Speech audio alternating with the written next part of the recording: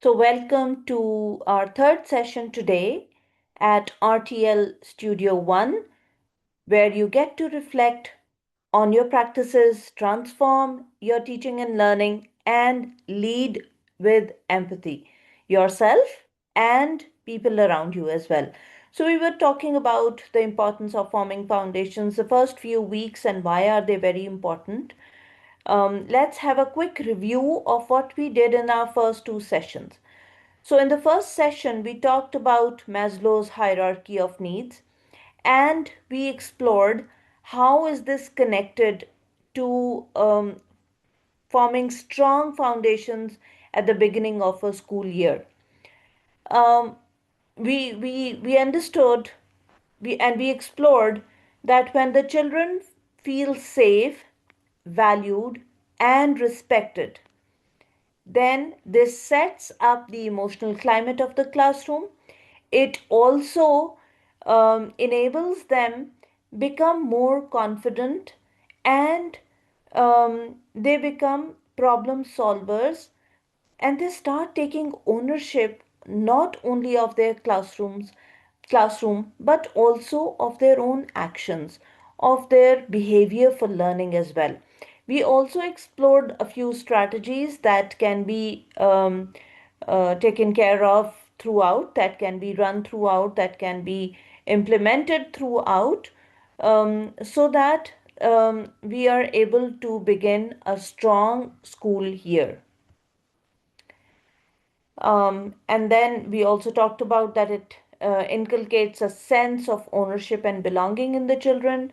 And the children start doing things not because they are forced to do, not because they are expected to do, but because they feel intrinsically motivated and they consider it as their own responsibility. So today we are going to talk about a little more about the strong foundations and it's important, and we are going to learn about another theory today. So let's look at this scenario. If someone you knew said, I'm just not a good writer and never will be, what would you tell them? What do you think is the mindset here? What kind of thinking or what kind of behavior for learning this person might have? So, whatever your responses are, please put them in the chat box. Let's look at another question here. What is something you have struggled with recently? Maybe if you're not good at lesson planning, maybe if your language skills are not really good, maybe if you were unable to manage a disruptive behavior that continuously emerged in the classroom. Maybe if you do not have, you felt like it was very difficult to manage a difficult parent. So maybe it can be any activity, anything that you struggled with. Maybe it was understanding how to prepare the children for their presentation. It could be anything, or maybe it could be your own communication skills. It could be your own presentation skills. Maybe you're not very confident to face the audience. So there could be anything small or big that you might have struggled with recently. So if something of this sort happens, what do you tell yourself when you feel, do you feel like giving up, or do you think, okay, that it's all right, if I'm unable to do, let me try it a little differently. Maybe let me seek a little guidance. Maybe let me educate myself. So, in both these situations, the questions and the situations that I've just talked about, these talk about two different mindsets. In the first question, if you see that the person is saying, I'm just not a good writer and I never will be, which means that the person can just see the obstacle and they think that their ability to improve their writing or written expression can never improve just because can never get better just because they don't have that skill. um, but and this is what we need to understand, and this is what hope that we need to breathe in our children, that if they are unable to do something, then they can always do it. Let's look at the next slide. that talks about the growth mindset theory that I already introduced in the beginning. So, what is growth mindset and what is fixed mindset? Growth mindset actually talks about that your intelligence and your ability, this can always improve, it can develop. And how can it be developed? That through only through consistent effort and by gaining the knowledge and the required knowledge and skills. So when you try and educate yourself and you consistently put it into practice and you develop the habit of reflection, reflecting back, seeking feedback, or maybe reflecting back and then identifying how much have you moved on. And then that competition is not with anybody else, it is with you yourself as a person. Then that means that you have growth mindset. Whereas when we talk about fixed mindset, people with fixed mindset think that intelligence and ability, these are innate and nobody can change them.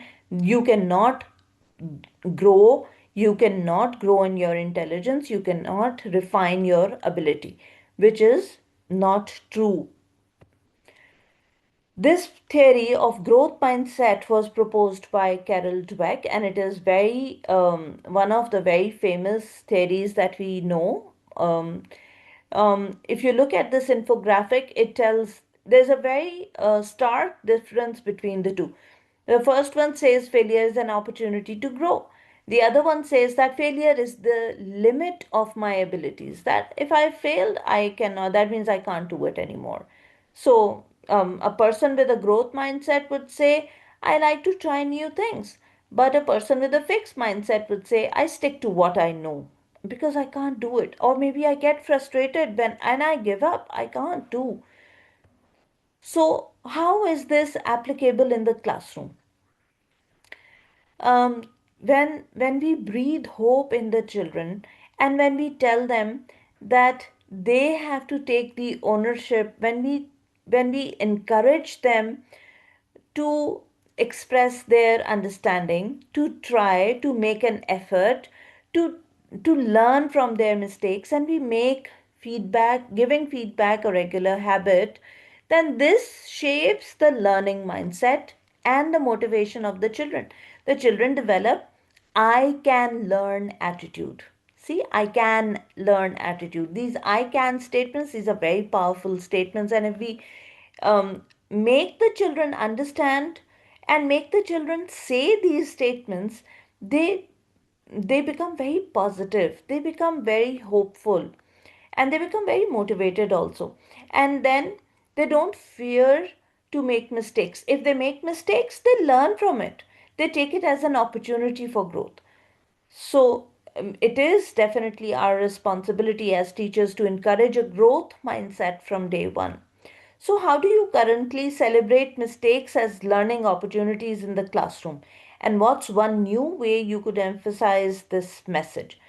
Um, do you actually celebrate mistakes in the classroom, or do you make the children feel comfortable if they make a mistake, or do you inculcate fear in them if they make a mistake?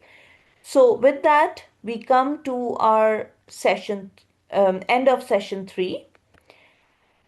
I would I would request you all to think about this thinking question that we have left here at the end of this session. And then please do subscribe and drop in your suggestions and your responses to the thinking question that I've already posed here in the comments. And do subscribe and like and share the video if you have really enjoyed learning a bit from it. Thank you very much. See you again in the next session.